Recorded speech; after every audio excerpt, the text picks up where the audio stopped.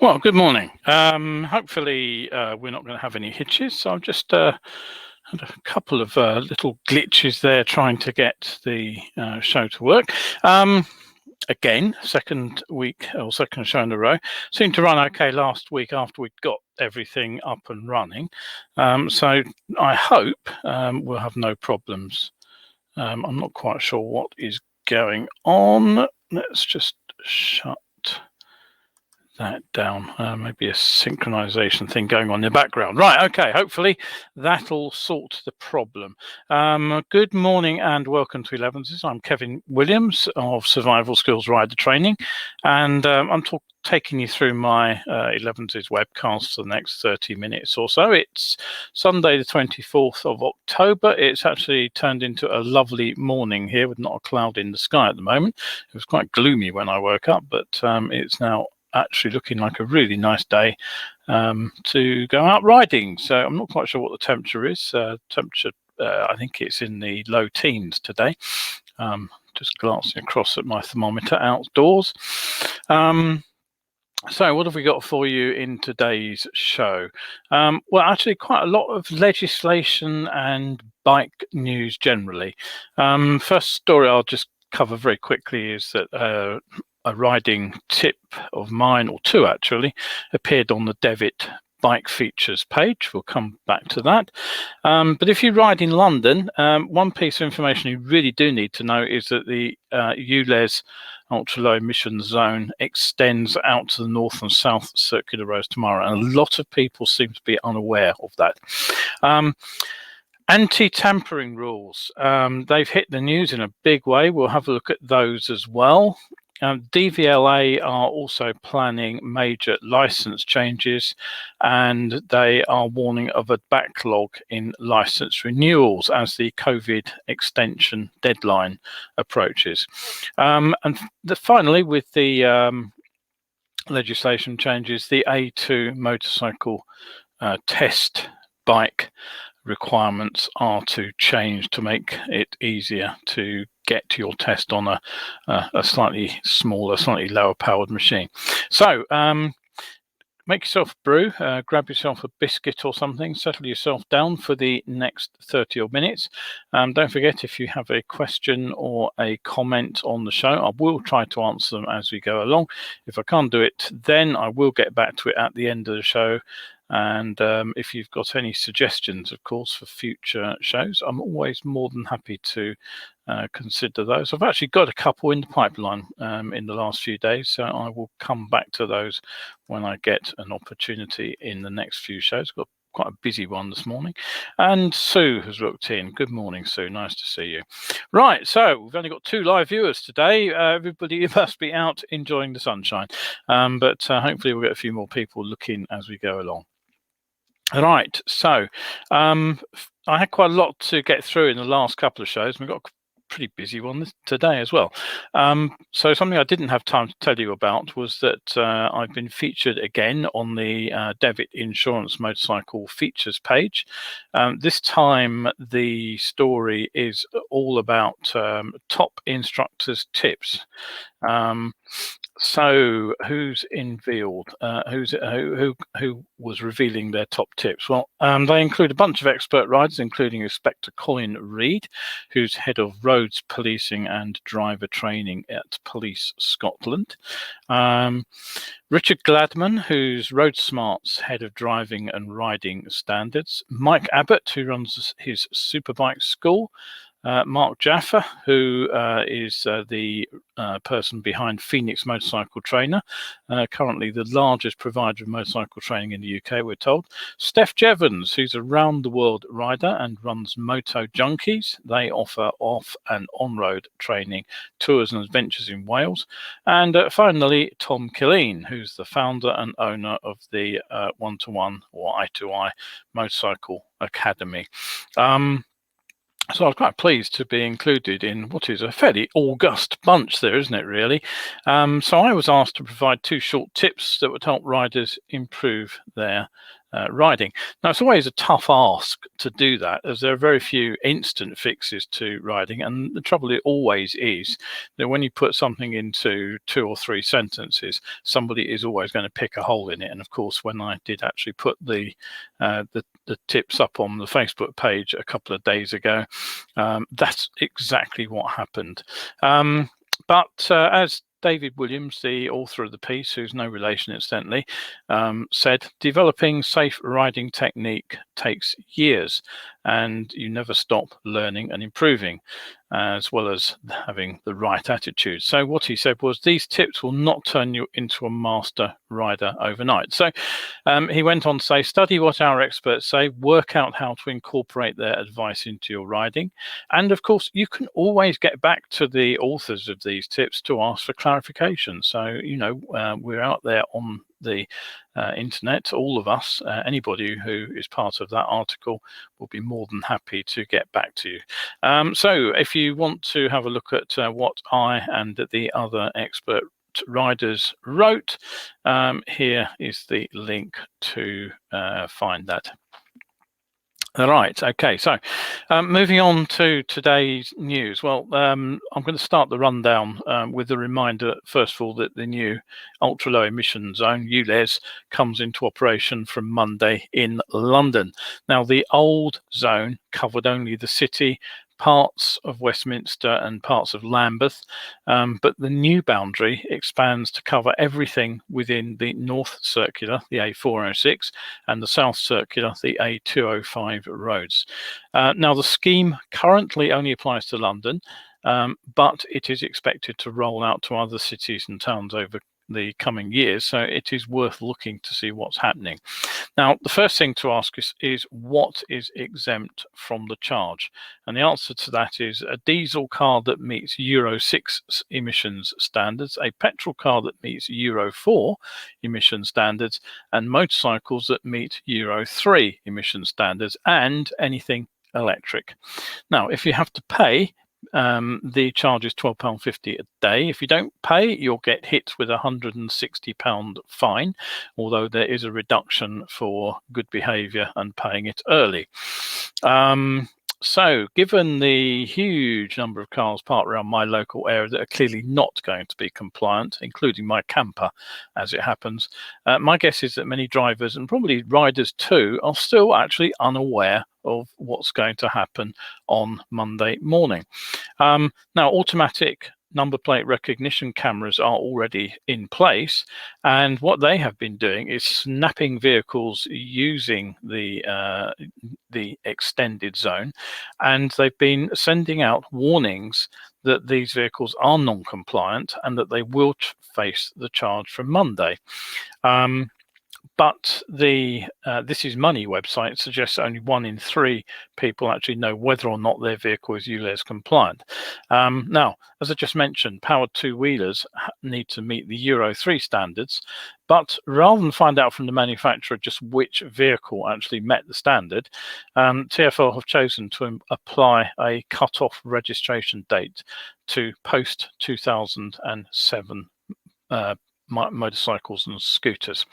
So it's not a by model system, it's actually a cut-off date. So you could have an identical model which is registered, say, in 2006, and an identical bike which is registered in 2008, and one will be ULEZ compliant, the other won't. So what else? Well, the fact is that many motorcycles which aren't Euro 3 compliant will meet the standards. For example, my 2002 Hornet, which is currently shown on the ULEZ website as not meeting the standards, will actually meet Euro 3. And it was simply never declared as compliant when the bike was manufactured. It was made to tougher Japanese and Californian standards, I suspect, but the Euro standard simply didn't exist at the time. Now, how can you find out whether your bike is compliant? There are 2 ways. You can either take your bike to a testing station and have it individually tested, or some manufacturers are actually providing the official emission standard for the model of machine. And I'll actually talk about these options more in the next show. And as Ben Graham has just said, he managed to get his 2004 Pan-European registered for ULEZ exemption. So there are ways around the problem, and we'll come back to that next show. There's another get out clause. Historic taxation class vehicles, which are effectively vehicles which were manufactured over 40 years ago, are automatically exempt from ULEZ charges, isn't it? That's bizarre, isn't it, really? But so it's time to get my 250 RSA Honda registered as a historic vehicle. I've been meaning to do it all summer because it became eligible this year, but I haven't done it yet. But that would allow me, believe it or not, to ride my 40-year-old bike into central London without having to pay the ULEZ charge. Now, TfL estimates that around 100,000 cars per day will be affected by the ULEZ expansion, along with 35,000 vans and 3,000 HGVs, but no figures I have seen are estimated for motorcyclists. Now, in theory, by hitting the older, more polluting vehicles, it would incentivize owners to upgrade them. But the AA believes that there are more than 300,000 people in London who will be affected. And what they point out is that many of the older vehicles are, of course, owned by people on lower incomes. So the idea that these people can actually trade up to a cleaner vehicle is probably deeply flawed. I certainly can't afford to buy a new ULEZ compliant camper, but as it's Japanese import and built to Japanese standards, there is actually a chance it's already compliant. So I might have to get hold of Toyota and see if I can find out. Now, critics have been quick to point out that the ULEZ charges will bring in almost 2 million a day. That's over £700,000 a year.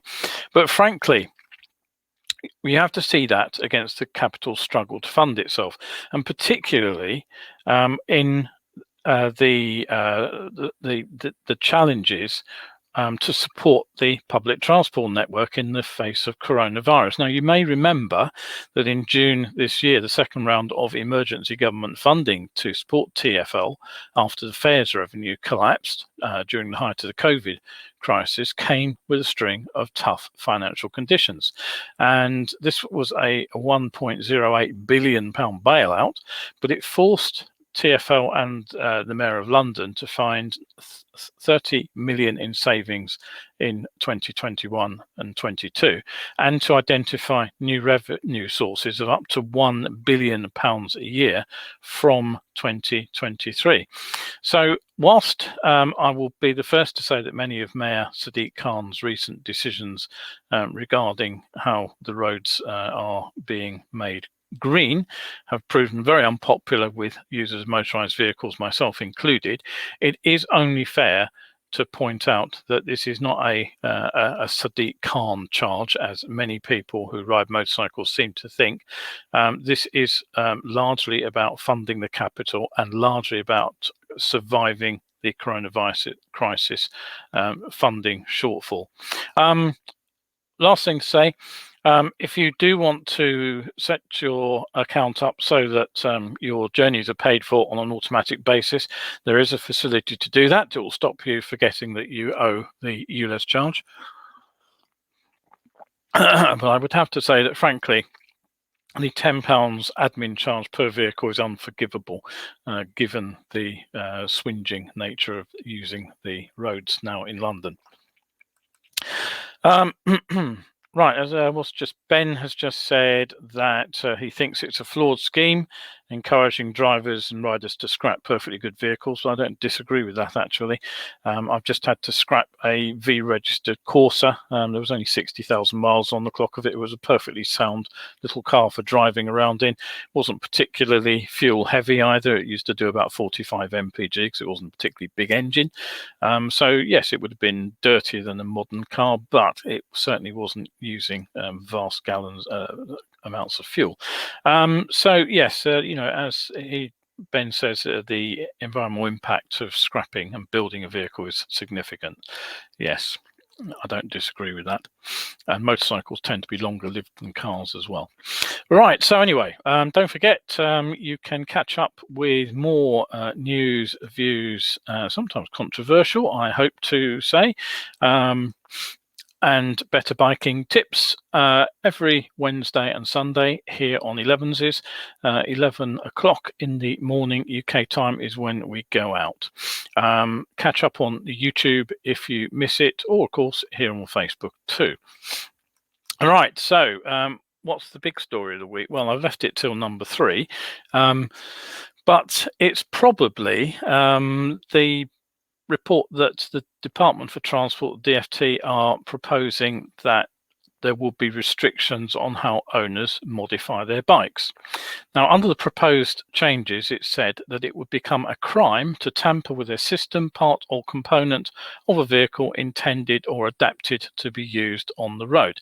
Now, this is all part of the DFT's Future of Transport review, which looks to modernise vehicle standards.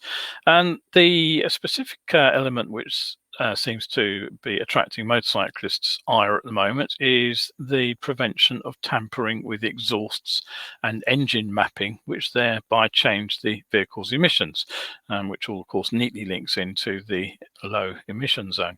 Now, the proposals were announced in a webinar, which Colin Brown, MAG's Director of Campaigns and Political Engagement, was watching. And the news immediately hit MCN and rebounded all around the internet with a big splash, thanks to a MAG briefing from Colin. And he said, "I was expecting the lack of motorcycle focus in policies for the charging infrastructure, but the anti-tampering proposals came as a real sucker punch. As the owner of a motorcycle with less OEM parts than aftermarket ones," that's original equipment manufacturer, "you can imagine my reaction. This renewed attack on a right to do what you wish with your own property is not something that I can see many motorcyclists welcoming."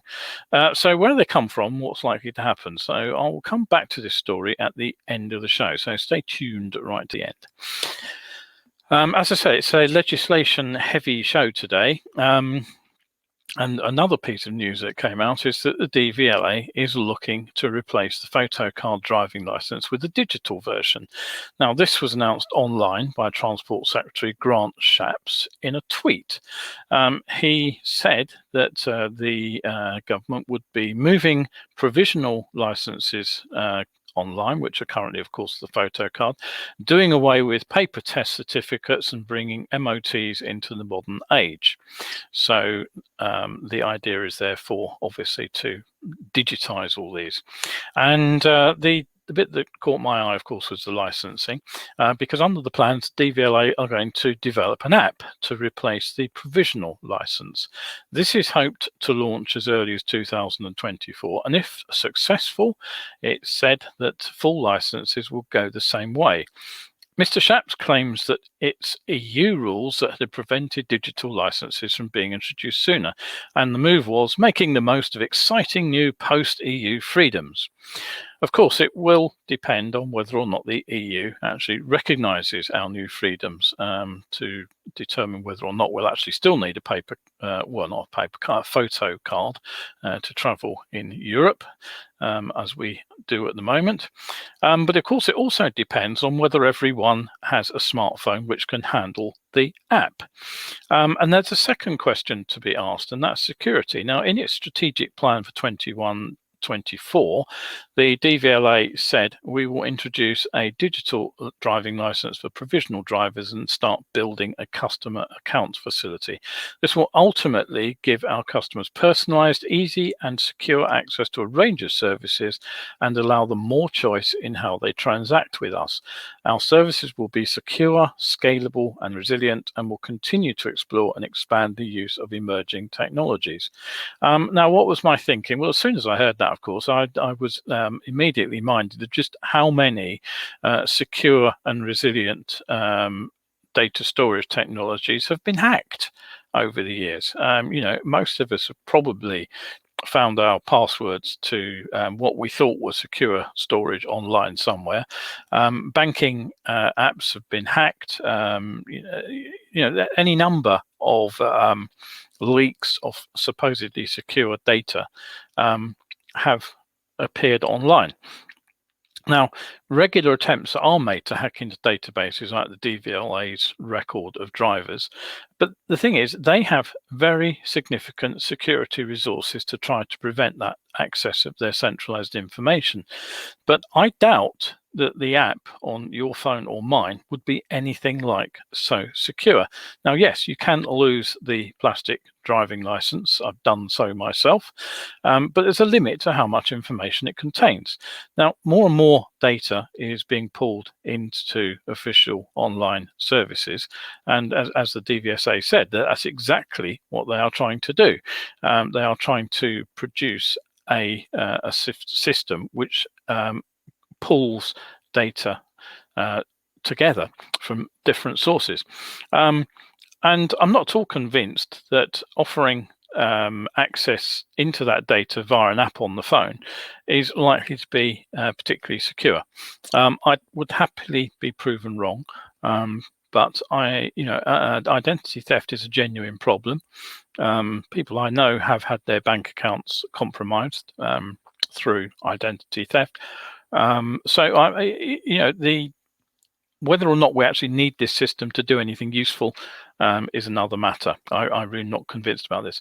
But of course, as Mr. Schaap said, this is a real golden chance to shake off the bureaucracy, invest in our future, and realise our potential with world-leading transport that benefits all Britain. My response, well, who would have thought that losing a bit of plastic from my wallet could bring such huge benefits? Count me a skeptic.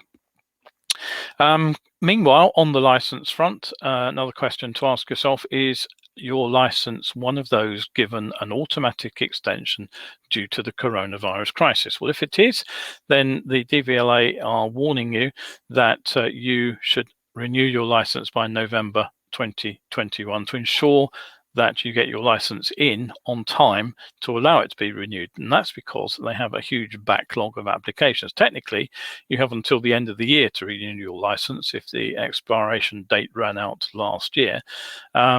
You may recall that because of restrictions, all licenses that were due to expire within those 11 months were given an automatic extension. But officials have said that motorists whose license expired between the 1st of February 2020 and December 2020 will have to apply this year for a new one. But the DVLA have now revealed that they are only working on paper applications submitted in August, and they have around 1.4 million applications to deal with. The delays apparently seem to be mostly down to new provisional licenses. Obviously, when people couldn't drive, they didn't apply for licenses, but now people are starting to apply for these, and it seems that there's been a backlog has built up. So the DVLA says that the quickest way to apply for your new license is to go online, and there are no delays for online renewals, so they're urging you to use this system as quickly as possible. But if you are looking to start riding or driving, then it'd be a good idea to get your application in now rather than when you think you're about to start training. So bear that in mind. Right, okay. Don't forget, if you do find the show entertaining, useful, anything else, do drop me a line via my coffee page. You can come over there, support me. For the price of a coffee, you open up access to over 600 better biking articles. I've just put another 8 or 9 up in the last couple of days from 2019, so I'm almost up to date with the backlog of articles from Facebook. But just £3 gets you access to all those hundreds of better biking articles and much more besides. Right, what else have we got? We have Martin, who says he's glad he doesn't live in the UK anymore. I make a lot of mods to my bike and clothing.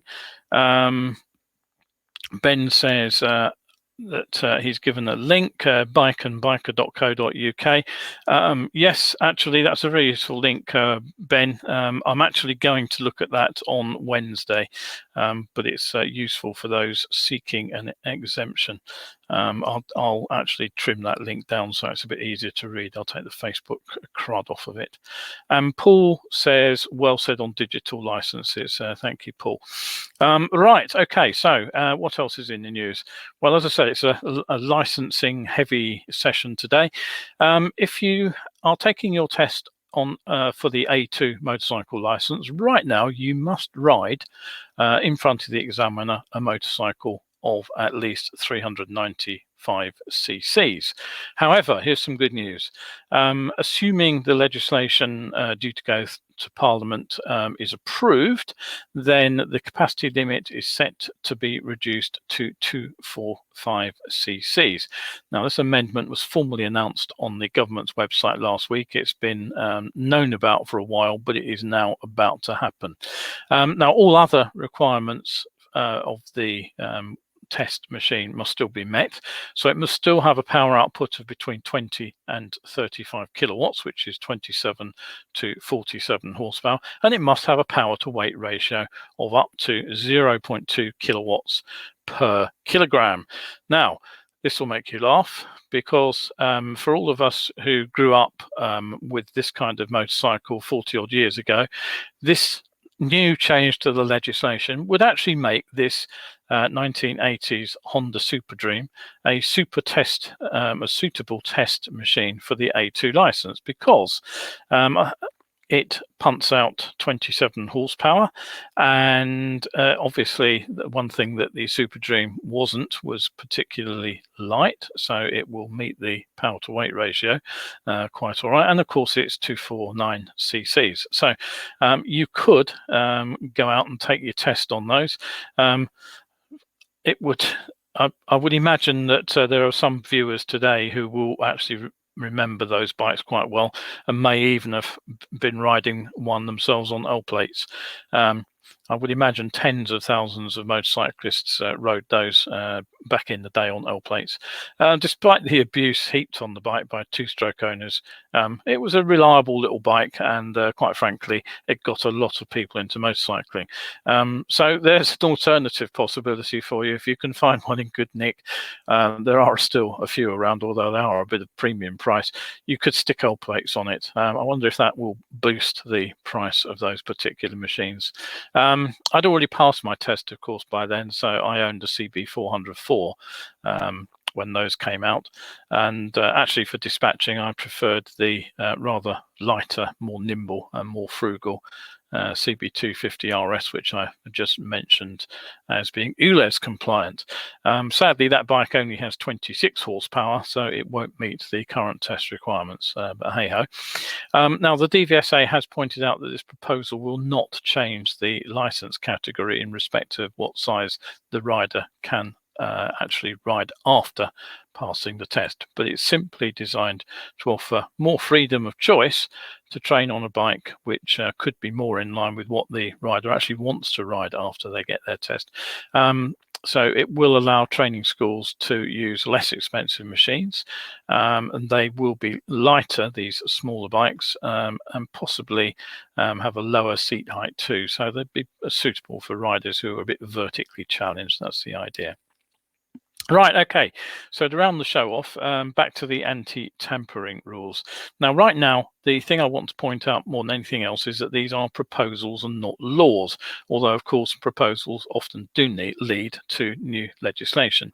Now, one question I received was this: would this put an end to those of us height challenged from ever riding again via lowering kits? Well, I don't think so, not from what I can see at the moment. I will try and do some more digging and find out exactly what the government's statement is, but I haven't been able to find that yet, only the reports on what they said. So, right, what did the actual proposals say? Well, according to what I have been able to find, that one of the anti-tampering aspects being talked about is regarding the safety of autonomous vehicles. Now, since these rely entirely on the vehicle doing what it's been programmed to do when nobody's driving it, the consequences of modifications to the hardware or the software should be fairly clear. But right now, there appears to be nothing to stop anybody hacking the system. So legislating on this now would at least allow the government to get ahead of the issue. Trying to put the cat back in the bag once it's out is rarely successful. And to see that, you only have to look at the increasingly draconian punishments for using a mobile phone at the wheel. And that's simply because the problem wasn't addressed until virtually every driver had a phone and got used to using it while they were driving. But the other target in the crosshairs is ensuring that the emission controls the vehicle leaves the factory with remain in place during the lifetime and use of the vehicle. Now, the car MOT does test for emissions, and illegally tuned car will be picked up on that emission test. You'd have to crawl underneath it and bolt the old catalyzer and things back on if you've got a loud exhaust on a newer car. But at the moment, there is no test for a bike's emissions on the MOT, and that's largely thanks to previous protests by rider groups who claimed it would add to the cost and complexity of vehicle inspections for motorcyclists. Now, as you all know, motorcycles that have emerged from factories in the recent years have all been fitted with catalytic converters and engine management systems of various complexity. The problem is that it's common practice for riders to remove the entire system and replace it with a race can, which are entirely illegal to use on the road, but are freely available, sometimes even from the manufacturer of the motorcycle in the first place. Others will deliberately damage a catalytic converter. I watched a how to modify your exhaust YouTube video with some horror just the other day, where the owner, quite simply, just took a big drill and just ran it straight down the middle of the exhaust can, straight through the end and straight through the catalytic converter. The other thing that can be done is that the sensors which control the engine mapping are easily hacked. And of course, there are many services which riders pay to do just that, to retune their motorcycle. Now, the pros and cons of whether that is a good in terms of riding experience, I'm not even going to get into. But the point is, as the MCN report says, if a bike that's nominally Euro 4 but has had the catalytic converter removed, the charcoal canister binned, and a full remap, its emissions will greatly exceed the emission limits, even if on paper it complies. Now, the thing is, we've actually been here before. Anti-tampering proposals aren't new. In fact, they were put forward by the EU more than a decade ago with a view to being part of the Euro 4 round of emission controls, which you probably remember came in 2016. And in fact, I've covered this issue before. You can find my pre-Facebook blog entry on the topic over on my WordPress blog, which I still do update from time to time, where I asked if the EU proposals on drive-train anti-tampering were dangerous. Well, we never did get the anti-tampering rules with a locked drive chain in place. But I have to say, it's rather sad that the motorcycle community has a long history of kicking back against legislation, even when it's likely to be beneficial. Now, back in 2011, one of the hot potatoes under discussion was compulsory ABS and CBS on motorcycles, something that was being fought vigorously by the same groups who are now against the latest anti-tampering proposals.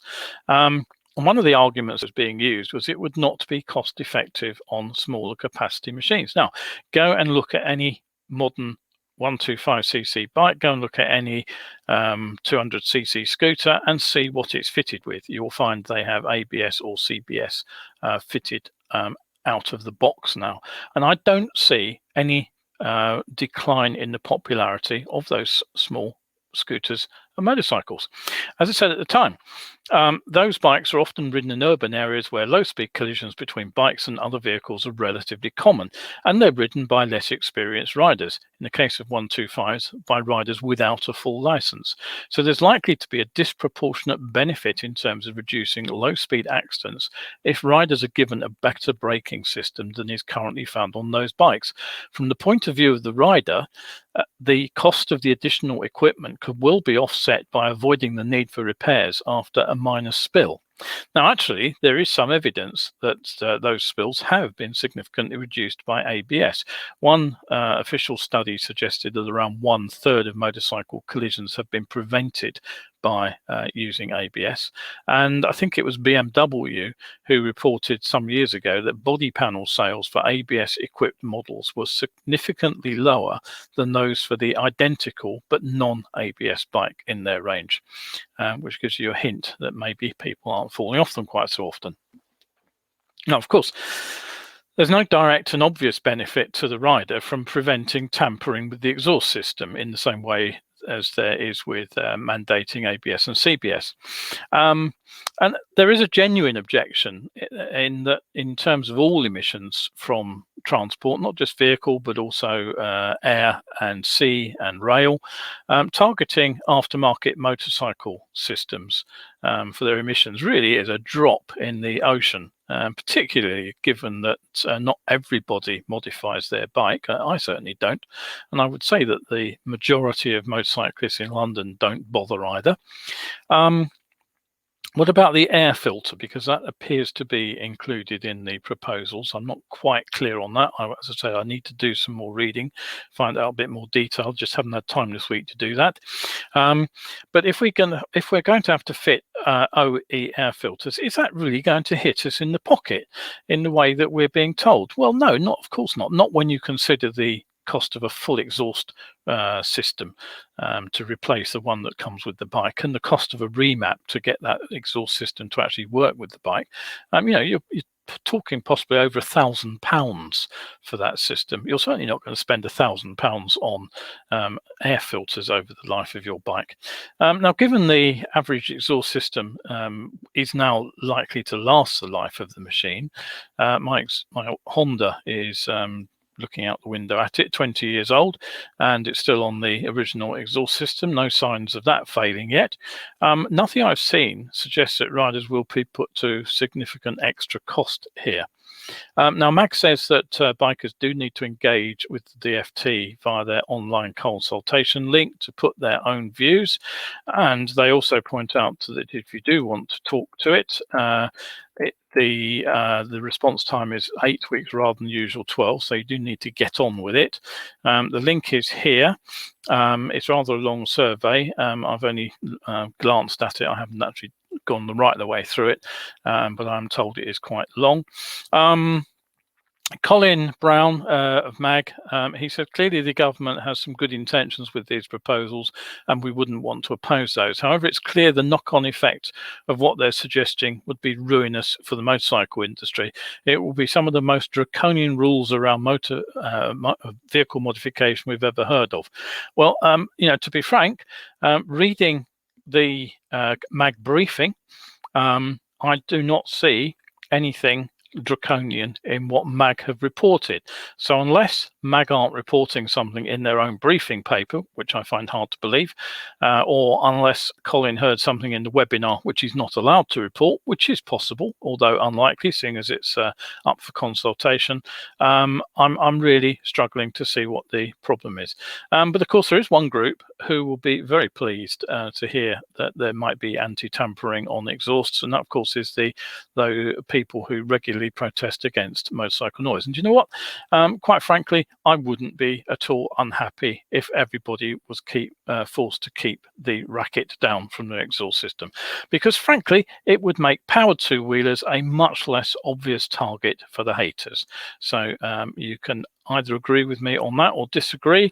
I will be interested to hear your views on this, and if you have any more news than I have had on this problem, do drop me a line. I will happily come back to this in another show if I need to. Samantha says there's a whole industry that relies on being able to do modifications. Yes, there is indeed, Samantha, but if all we're talking about is bolt-on aftermarket parts and the few people that plug your bike into their diagnostics and twiddle with the mapping, then that's hardly a whole industry. That's a few people who will be affected. And frankly, as I say, there's no reason that they can't manufacture aftermarket exhausts that meet the standard of the original exhaust in terms of noise or emissions. So if you don't like the looks of your system, yes, I don't see any reason why you can't change that. But the idea that this is going to wreck the motorcycle industry is just nonsense. Sorry. Samantha goes on to say, can't get an OEM exhaust for your Goldwing 2001. No, indeed, but it's not going to affect older machines. It will be anti-tampering for the future. All right, okay, so that's it from me for today. I hope you have enjoyed the show. I'll just run down with a couple of quick reminders. Don't forget, I'm still running training courses right into November, but we are now looking at short notice bookings to deal with fine weather. For example, it looks like we're got a few days at the end of the coming week, which look nice and sunny and fairly mild. If you're looking for a course, drop me a line. And the next live webcast on better biking skills will be on the 3rd of November at 8 p.m. It will be called Breaking the Circle, and it'll be talking about whether or not braking in corners is an avoid at all costs issue or an essential skill. So come along for that. Have a look. The link I'm just putting up, I already have several bookings for that. So if you want to find out more about my thoughts on braking in bends and discover how to do it, come along and I will tell you how. All right, got a load of comments have suddenly come in. Ben Graham says, yes, I agree totally. Quieter bikes benefit our cause. Paul Valnsbury says, louder exhaust save lives. I'd fit a louder horn first. Yes, that's not a bad idea. Sue says, I agree with you. It makes sense to keep noise down by regulating exhausts. If you're riding on the road, any trends that make you go faster than the speed limit is pointless. Yeah, and the fact is that the days when performance exhausts actually gave you any extra performance have long gone. The manufacturers have squeezed just about every horsepower it is possible to squeeze out of a bike with the current exhaust systems. So, right, okay, that really is it for today. Do come along next Wednesday and hopefully we'll entertain just as much as we did today. So thank you again for looking in and see you next time out.